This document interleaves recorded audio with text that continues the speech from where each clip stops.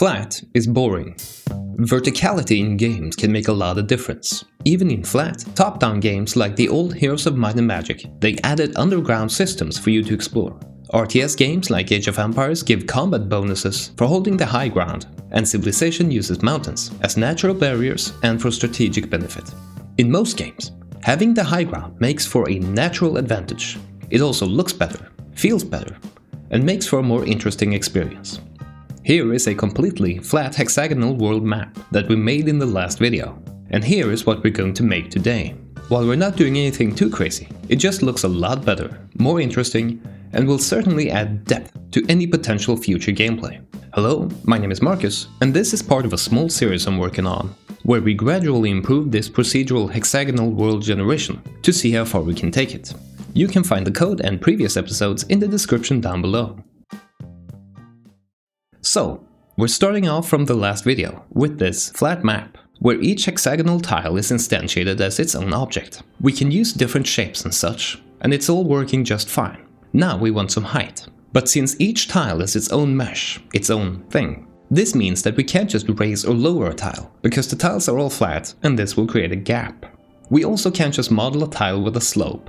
That might work for a single tile, but not if it's surrounded by tiles that are of different elevation. Switching to creating a single procedural mesh is an option, but for this series we are sticking with individual tiles. So how do we solve this problem and gain some verticality on this map? Okay, there can be no verticality without lowering or raising something. So let's take a look at what we can do. We know that water is typically at a lower height, otherwise it would spill over. It also just looks weird to have flat blue hexagons in the middle of the map. They don't even register as water. So let's lower all of the water tiles. Now we have this gap problem, of course, so let's fix that.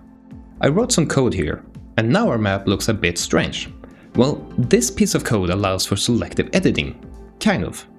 Now some tiles are missing, and you might think that that's a bug, but it isn't. This is me selectively targeting the neighbors of certain tiles and removing them. Not because we want them removed, but just to see if it works. So it looks at each ocean tile and then examines each adjacent tile. If the adjacent tile is not ocean, then it is removed. It's also not working perfectly, yet. I'll fix that in a second. So we can select one type of tile and one type of neighbor and create a transition potentially. Something that I changed from a previous video is this world class.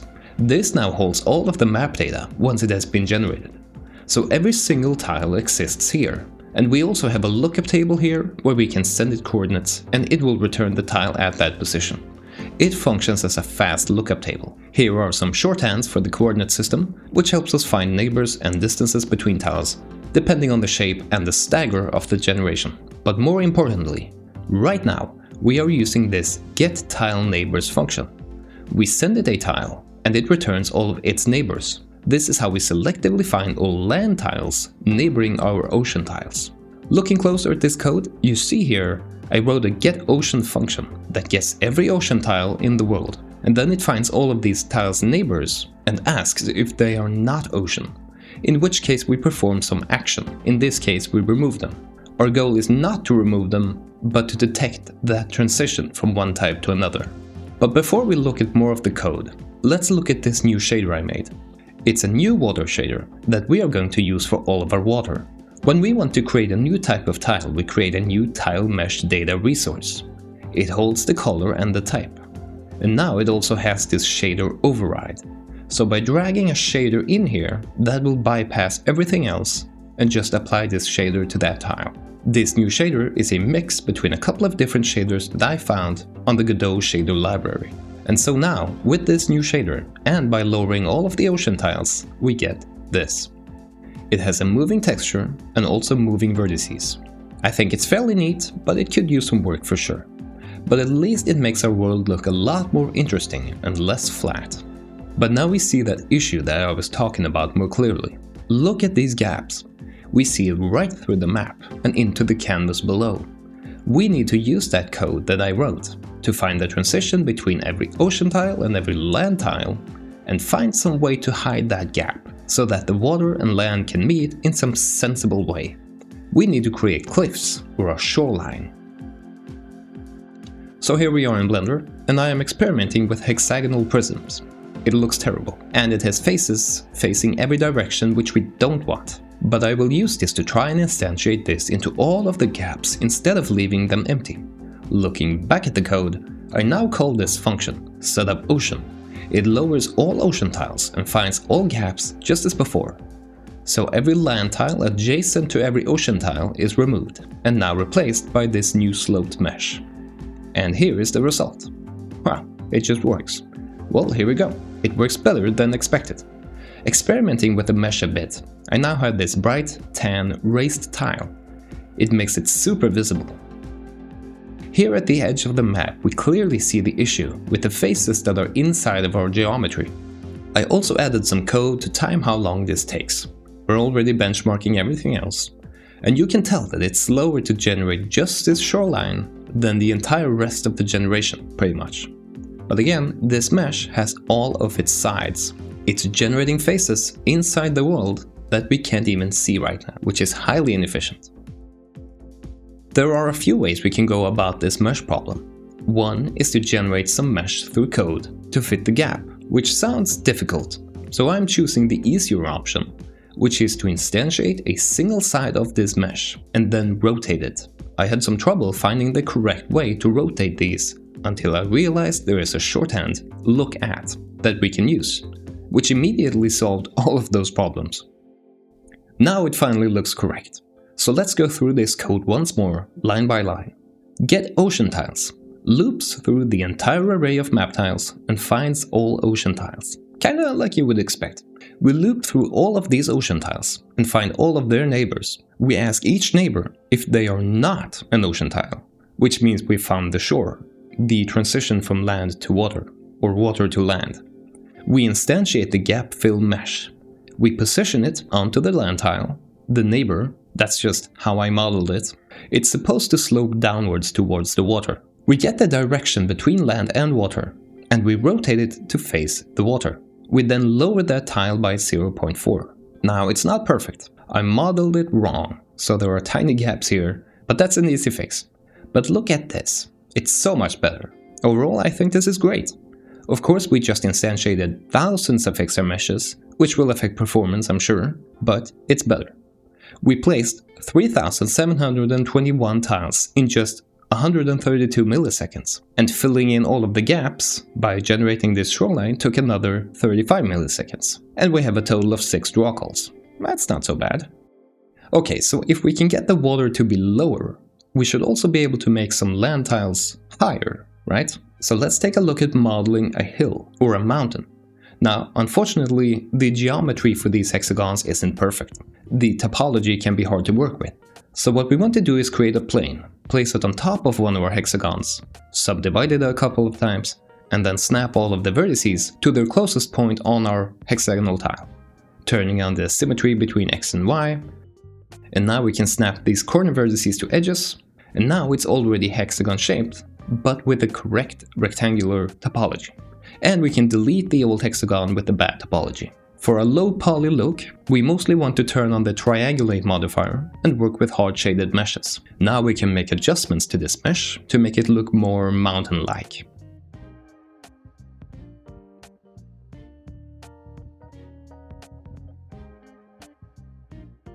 With this new mesh, let's create a new type of tile. We do this by creating a new tile mesh data. Let's call this mountain. We'll try to match that dark color we had in Blender and add mountains as a new biome type in our tile script. So now we have these odd looking mountains. Okay, I will admit it's not what I originally had in mind. They don't really look like mountains at all. We'll keep these, but I don't think we should use them too much. Okay, so I went off camera and I went back to working on the gap filler meshes. I adjusted the gap fillers to have a bit more geometry and not have gaps themselves. But then I also made these edge gap fillers. They look pretty boring, but they are just meant to cap the edges, so I think that's fine. The only problem is that it needs to be able to cap both land and ocean tiles. And against the land tiles it looks fine, I think. But against the ocean, it looks weird. It's paper thin. It looks wrong. But I will let this be for now. And hey, if you have suggestions for how I should model these to look better, please let me know down in the comments. Now, because I didn't mention it, you might think it was an easy fix to get these edges. But no, it was not entirely easy. Let's look at the code now. It had to be modified quite a bit. You see, this gave us a new problem. Previously, with the ocean gaps, we could find all neighbors surrounding an ocean tile and compare against them, fix our rotation to look at those neighbors, etc. We got the direction between the two tiles and faced that direction. But now that we're comparing to the edge, and since it's the edge, there's nothing there to compare against. We can't rotate towards nothing. This function is now called repair edges, and this function is now what fills all of the gaps. It's much longer now. It comes in 3 parts. The first part loops through every single tile in the world, and it performs a simple check. If the tile has less than 6 neighbors, then it's an edge tile. We add it to the edge tile array. Any non-edge tile is surrounded by 6 neighbors, so these are easy to spot. And we check if they are an ocean tile, and if so, we add them to the ocean tile array. First, we do the edges. And here we have not a 1, not a 2, but a triple nested for loop. But even so, it's not super slow. But yeah, this is not as optimized as I could have hoped. We loop through all of the edge tiles. For each edge tile, we get every single surrounding theoretical position. Not the neighbors themselves, mind you, but the position where a neighbor could be. So that's 6 positions where a neighbor could and should be. Now we already know this tile does not have 6 neighbors, but we don't know which one is missing, and we can't return the neighbor that doesn't exist. So we just look at all of the positions where a neighbor should be, and this is a little stupid, but for each of these positions, we loop through all of the neighbors that the tile does have, and we ask if they are at that position. So for each edge tile, we check all of the surrounding positions, and we then ask each neighbor if they are at that position, until we find an empty position. Now we have found an empty edge. Amazing. It's still not expensive enough to be a deal breaker, not even close. With the gaps and edges closed, I will aim to introduce some form of noise layering. Noise layering is a technique where different noises are added on top of one another to create interesting effects. There is a lot that you can do with this. Minecraft, among other things, use layered Berlin noise to generate its world and its biomes.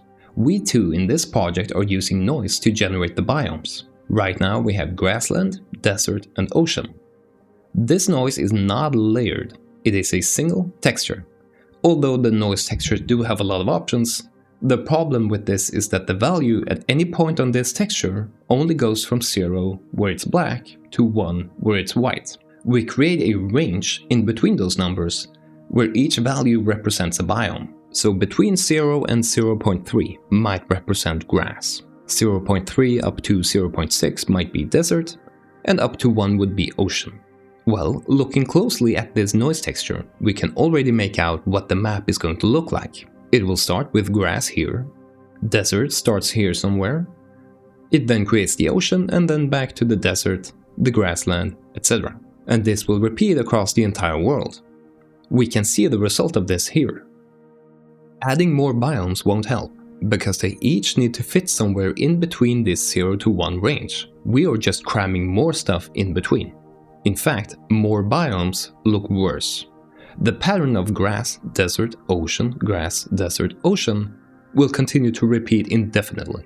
My idea to combat this is to separate our water and our hills, so that they use their own noise maps independent from this biome generation. First, the biomes will be generated, and then the hills, and lastly the ocean on top. Instead of sharing one noise texture, they will overlap and replace one another. But now we have gap fills everywhere and mountains to add some spice to the map. It's easy to get sidetracked. Now let's start with the hills that I was talking about. Let's lay the groundwork. We are not going to raise anything and everything. Let's add a variant called height map noise. And while we're here, let's add a boolean for even filling the gaps in the first place, so that we can generate with or without. The grid mapper is our class that calculates all of the positions that we are going to use. Now, it could look at all of the positions as they are being generated and select some to be raised. Because of how we're doing the tile gap fillers, We can't just let the noise raise the tiles however it likes. It can't actually follow the noise too closely. It can't be random. We will raise our tiles by a set height. They can either be raised or not.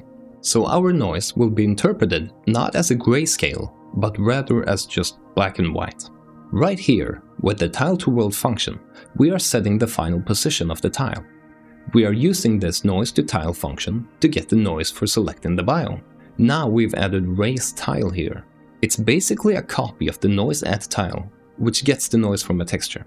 Let's also add a threshold, so only noise below this threshold at a certain value will be considered. This gives us some control over the noise. Back to the settings, let's add a threshold here. Back to the raise tile function, let's use that value, and if the value is larger than the threshold that we set, then we can raise this selected tile. This function should now probably return a boolean, see if the tile should be raised, and if so, we raise it by some predetermined amount. Let's try 0.4. And this is all that we need to do. Look here. Now some tiles are raised. We can see that it randomly raised some water, some edges, etc.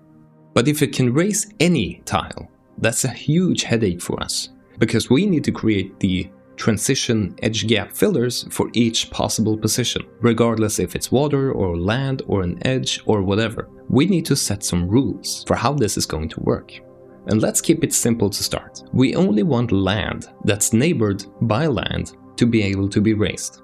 So no ocean can be raised, no edge can be raised, and only if it's neighbored by land. So that's 3 rules that will simplify this greatly. Now we don't have to worry about the gaps between oceans, edges, and raised tiles intersecting. Okay, back in our world generator class, in the generate world function, this is where the entire map is created. It creates all of the positions, it generates the tiles, it will initiate the map, it fills the gaps and generates our villages, etc. In the repair gaps function, we are already looping through all tiles. So let's just add another step here. So this will also raise our tiles. So here we find all the edges. Here we find all of the ocean tiles. And lastly here, we will find all of the raised tiles, all of the hills. So now we can double check that only the correct tiles are raised and generate the gaps for those as well. And it's really hard to see these gaps, so I'm reworking the camera script a bit here to make it easier to zoom in and view certain parts, like these gaps. You can see here how these tiles over here were raised, but according to our rules, again, no ocean, no edges, and only land that is neighboring other land should be raised. Okay, so for all raised tiles, let's find all of the neighbors, and for each neighbor to these raised tiles, if they are ocean, we lower that tile again. Alright, let's take a look. Okay, it looks weird. We can see that it lowered some ocean tiles as well. Didn't think of that. So let's also check that we are not doing this to ocean tiles, and instead of lowering willy-nilly, we will set the height to 0. And okay, so now the ocean looks correct again, and we can see some raised tiles over by the edge, which also should not be raised. Typical. Okay, so first we avoid any ocean tile, we then avoid any neighboring ocean tile, and we already have the edge tiles saved as an array. So let's also check that they are not part of the edge tile array. And let's try this on a bigger map with some more space. Okay, yeah, take a look. Now this is looking much better. Only the, quote, inner tiles are raised. This avoids a lot of problems, so now we're making progress. So now we have like 3 height levels. The ocean is the lowest, ordinary tiles at 0, and some raised ones are at 0.5-ish. Looks great. Okay, so this function is becoming huge. It finds all of the tiles that we need to look at. It adjusts our raised tiles, fixes all of our edges, and then lastly fixes our ocean gaps. But now we also know how to repair those gaps, because we did this previously with the ocean tiles. So now I just need to copy and paste that stuff, right?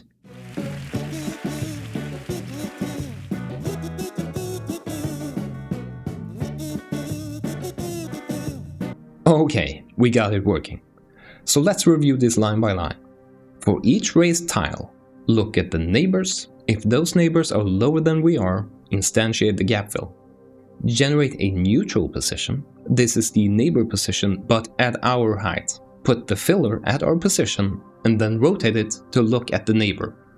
And if we run this, now we have hills. And let's add a setting for changing the height. This will likely be set to 0.5-ish, but if we make new gap fill meshes, we could change this. Right, so this is looking great. There's just one more thing I want to do.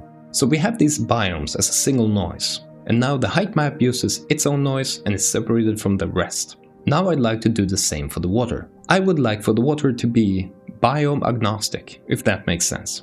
Let's separate the water from the biome generation. It also removes a problem I spoke of earlier with the single noise texture. Look at this picture. This corresponds to our noise texture.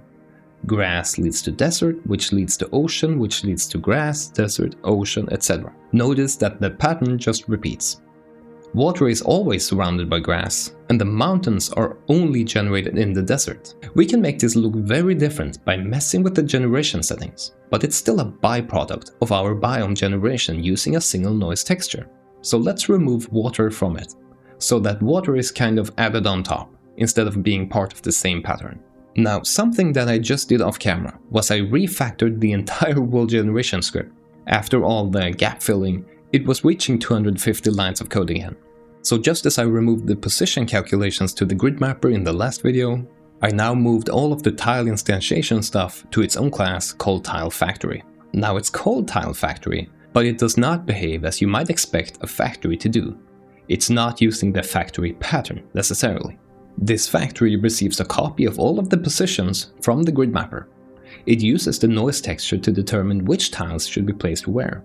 It instantiates those tiles, it initiates them, assigns materials, etc. It then fills the gaps, debugs, and returns an array of all of the tiles. We're handing off control of the generation to this script for a while, and then it returns the tiles once it's done. Anyway, just as with the raised tile height map noise, I will now introduce a water noise in the grid mapper and see the result. So I made some changes. There is now a water section in the generation settings. We can turn the entire water generation on or off, and just like the hills, we have a threshold and a noise map. We no longer have water tiles in the initial tile selection. Now if we turn off everything else and do a naked generation, we get something like this. We get this very flat map. There are hills, sure, but the gaps are not being filled. Let's select a seed, let's say 1000, and stick with that for a while we change the settings. Now let's fill those gaps again, and by lowering and raising the threshold, we will get more or less hills.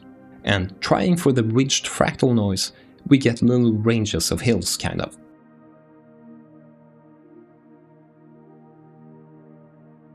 We can both change the noise, but also just raise the threshold if we want less hills. Here are the noise functions for the biome noise, hill, and water noise. However, I have a lot more work to do here. We had this beautiful pipeline that all of the tiles followed. Every tile went through the same process and got the exact same treatment. Now with this new water system and the new water noise, there are if statements and tiles are not always following the same pipeline, so to say, which bothers me a little bit, but we can fix that at a later time. Let's see the water generation now. Now what I discovered is that this threshold can be very sensitive.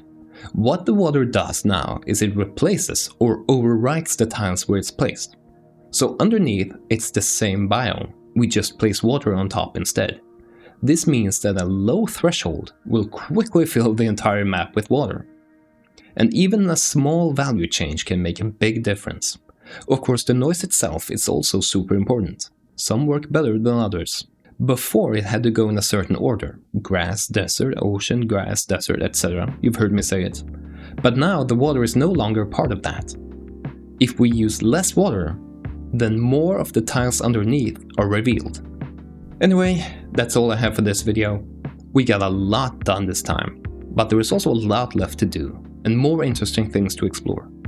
If you enjoyed this video and you want to see more of this, feel free to like and subscribe. If you have suggestions or issues with the project, let me know in the comments down below. Thank you so much for watching, have a great day, and happy coding!